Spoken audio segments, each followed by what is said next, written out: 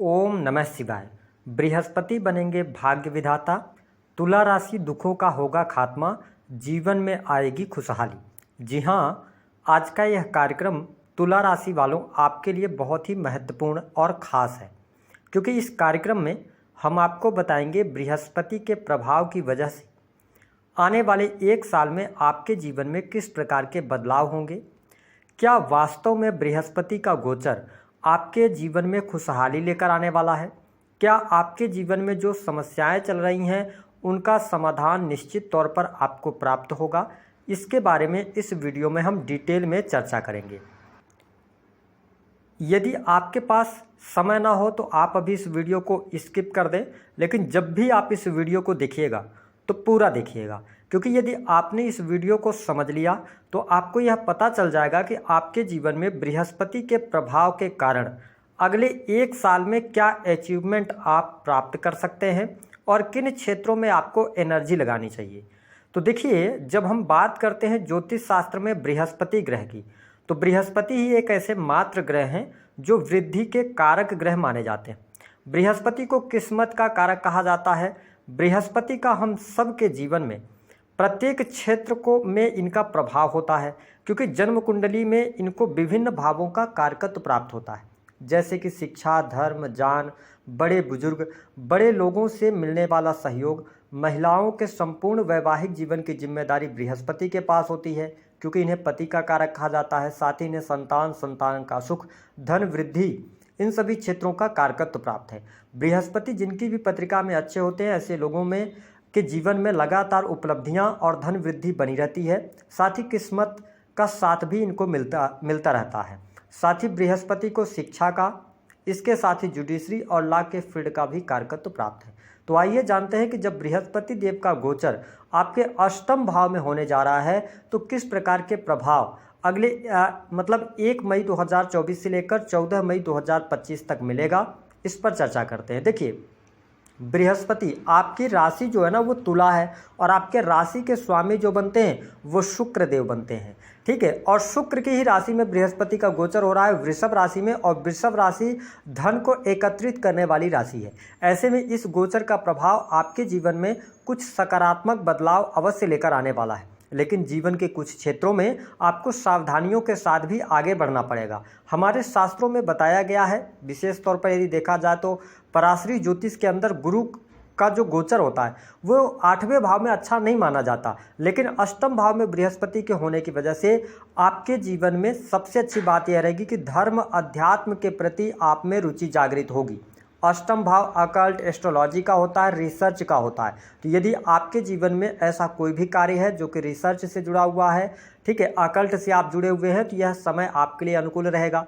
जैसा कि मैंने पहले वीडियो में बताया कि बृहस्पति आपके लिए योग कारक प्लैनेट नहीं है, और ये छठे के स्वामी होकर अष्टम में आ रहे हैं, तो परिस्थितियों को बेहतर करने का कार्य अवश्य करेंगे। यदि आप नौकरी कर रहे हैं, प्राइवेट सेक्टर के अंदर जॉब कर रहे हैं, तो चीज़ें आपके लिए अनुकूल होती नजर आएंगी। आपके लिए प्रमोशन वगैरह के भी योग बनेंगे। हाँ, जो लोग डाटा एनालिसिस से जुड़ा हुआ काम करते हैं, या आजकल जो ऑनलाइन के जितने भी काम होते हैं, अगर आप इससे जुड़े हुए हैं तो आपको कहीं ना कहीं से लाभ अवश्य प्राप्त होगा। अष्टम भाव में बृहस्पति के आने की वजह से आप देख पाएंगे कि आप यदि मैन्युफैक्चरिंग यूनिट से जुड़े हुए हैं, आप किसी भी प्रकार के सामान की प्रोडक्टिविटी का कार्य करते हैं, यानी कि उत्पादन का काम करते हैं, तो बृहस्पति का यह गोचर आपके लिए लाभकारी साबित होगा। बृहस्पति की जिस भाव में बैठते हैं उस भाव का नाश करते हैं। अब इसके जो बृहस्पति को आपको समझने की आवश्यकता ऐसे है कि देखिए, अष्टम भाव क्या है? अष्टम भाव आकस्मिक रूप से होने वाली घटनाओं का है, ठीक है। इसके साथ में आप देखेंगे कि अष्टम भाव से दुख, कष्ट, पीड़ा को भी देखा जाता है। तो जब बृहस्पति अष्टम भाव में है और शास्त्रों के अनुसार यह कहा जाता है कि बृहस्पति जिस भाव में बैठते हैं उस भाव का नाश करते हैं, तो निस्संदेह आपके जीवन से परेशानियों का ये नाश करने का काम करेंगे। तो बेहतर ही स्थितियां आपके लिए बनेंगी, आकस्मिक धन लाभ के योग आपके लिए बनेंगे।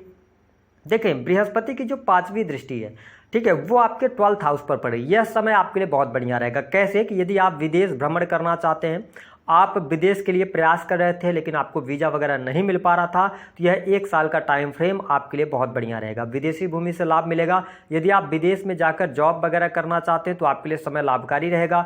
इसके अतिरिक्त यह समय आपको प्रमोशन दिलाने का कार्य करेगा, नई नौकरी की संभावनाओं को भी शो कर रहा है। यानी कि अगर आप मेडिकल लाइन से जुड़े हैं, इसके अतिरिक्त 12th हाउस जो होता है वो जेल से संबंधित या जेल से जुड़े हुए तमाम कार्यों को प्रदर्शित करता है, तो यहाँ पर परिस्थितियाँ काफ़ी बेटर रहेंगी, आपको लाभ मिलेगा, आपके खर्चों में कमी आएगी। यह टाइम ऐसा रहेगा तुला लग्न और तुला राशि वालों के लिए जिस पर आप लॉन्ग टर्म के इन्वेस्टमेंट की तरफ जाते हुए नजर आएंगे। यानी कि निवेश यदि आपको कहीं पर करना है तो आप यहाँ पर निवेश कर सकते हैं, आपको लाभ अवश्य प्राप्त होगा।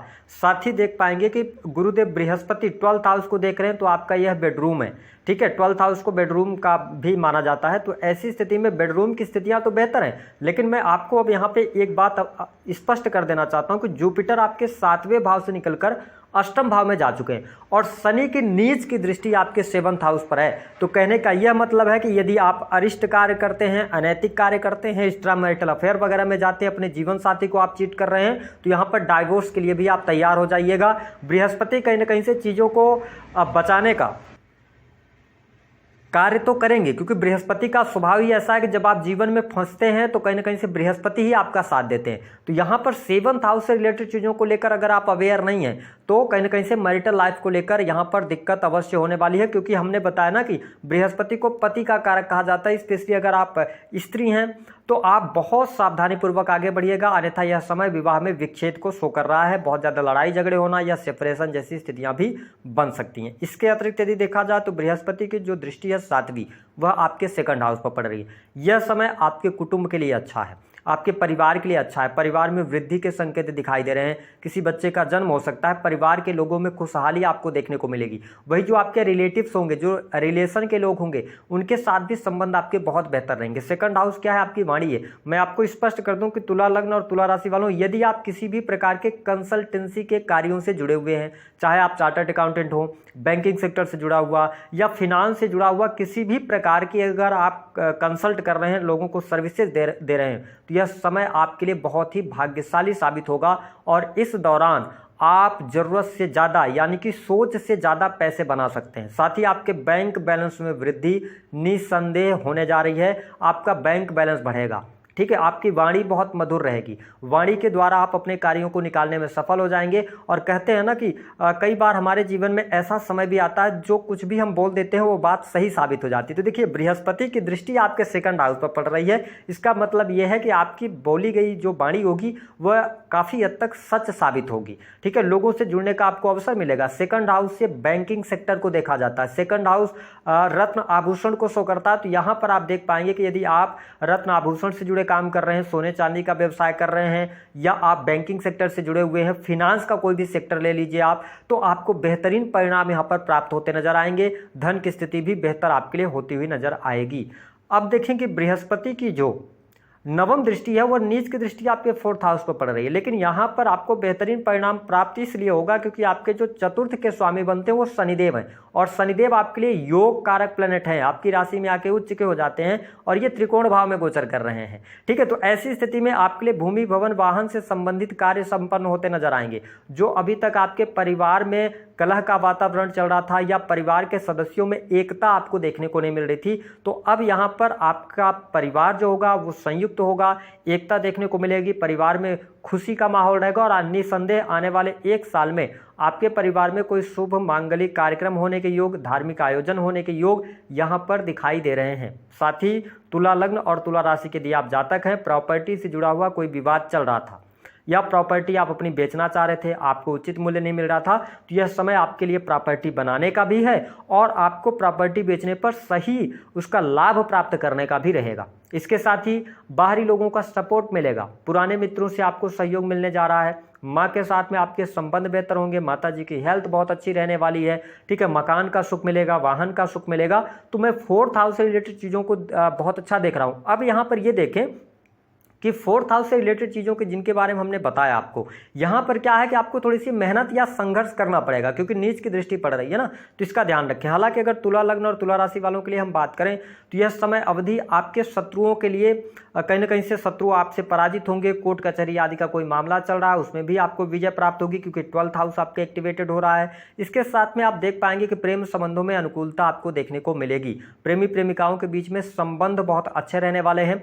आपके नए प्रेम संबंध भी इस दौरान स्थापित हो सकते हैं। जो लोग विवाह से संबंधित जिनकी बात नहीं बन रही थी, देखिए अब विवाह से संबंधित चीज़ों के लिए आपको स्ट्रगल करना पड़ सकता है। विवाह के बहुत अच्छे योग नहीं बनेंगे और शनि की दृष्टि भी 7वें भाव पर है, तो मैं विवाह के लिए अब समय उपयुक्त आपके लिए नहीं देख पा रहा हूँ। साथ ही अगर पढ़ाई लिखाई की बात करें तो बेहतर रहेगा। पढ़ाई लिखाई में आपको लाभ होगा। रिसर्च से जुड़ी पढ़ाई कर रहे हैं, technical field, IT field, computer technology से जुड़ी हुई, तो आपको बेहतरीन परिणाम यहाँ पर प्राप्त होते नजर आएंगे। इसके साथ ही कॉम्पिटिटिव एग्जाम में सफलता भी मिलने के योग यहाँ पर काफ़ी अच्छे दिखाई दे रहे हैं। वही यदि आप गवर्नमेंट सेक्टर के अंदर कार्यरत हैं तो आपको लाभ प्राप्त होगा, तो ये स्थिति बहुत बढ़िया रहेगी। जो लोग संतान प्राप्ति का सपना देख रहे हैं तो संतान का सुख प्राप्त होगा।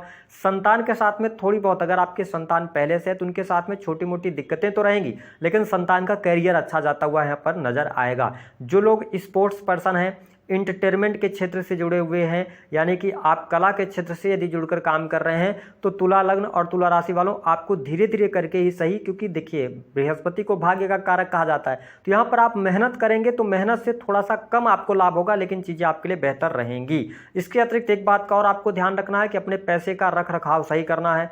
इस दौरान मैंने जो बताया ना, बड़ा तूफान आने वाला है, उसको भी समझ लीजिए किन क्षेत्रों में आपको ज़्यादा नुकसान होने के योग दिखाई देते हैं। पहला, बड़े भाई बहनों के साथ में संबंध बहुत अचानक से खराब हो सकते हैं, इसका आपको ध्यान रखना। दूसरा कि आप जिस लाभ को कमा रहे हैं, यानी कि जो भी आप कार्य कर रहे हैं उसमें जो लाभ आपको मिल रहा है, यदि आपने उस लाभ में थोड़ी बहुत भी दिक्कत करी या आपने मेहनत नहीं करा तो कहीं ना कहीं से अचानक से आपके लाभ में काफ़ी मात्रा में गिरावट देखने को मिल जाएगी। तीसरी स्थिति की बात अगर हम करें तो आपको एक बात का और ध्यान रखने की आवश्यकता रहेगी कि अपने मैरिटल लाइफ में आपके तूफान आने जा रहा है। कहीं ना कहीं से मैरिटल लाइफ में एक्स्ट्रा मैरिटल अफेयर होने के योग या विवाह विच्छेद होने के योग, लड़ाई झगड़े के योग बनेंगे। गोचर के आधार पर थोड़ा सा निगेटिव है। अगर आपकी पत्रिका ज़्यादा निगेटिव होगी, सप्तमे से यानी मंगल की स्थिति खराब होगी, तो प्रॉब्लम आपके लिए ज़्यादा क्रिएट हो सकती है। उपाय क्या करना, देखिए आपके लिए बृहस्पति देव योग कारक प्लेनेट नहीं है, तो आप सही मार्ग पर चलें, धार्मिक बने रहें, ठीक है, और अपने लोगों को चीट ना करें। बड़े लोगों की सलाह लेकर कोई भी काम करते रहेंगे तो चीज़ें आपके लिए बेहतर होती चली जाएंगी। उपाय, भगवान विष्णु की आराधना करें। हल्दी की 2 गांठ अपने पास में लेकर पीले रंग के कपड़े में रखकर और उसको अपने आप पास में रखें या तकिए के नीचे रख दें। ये आपको हर महीने हर बृहस्पतिवार को चेंज कर दीजिएगा। 1 महीने में एक बार बृहस्पतिवार को आपको चेंज करना रहेगा। जो हल्दी रहेगी उसको आप जल प्रवाह कर दीजिएगा। बस इतना उपाय कीजिए, चीज़ें बेहतर होंगी। दी गई जानकारी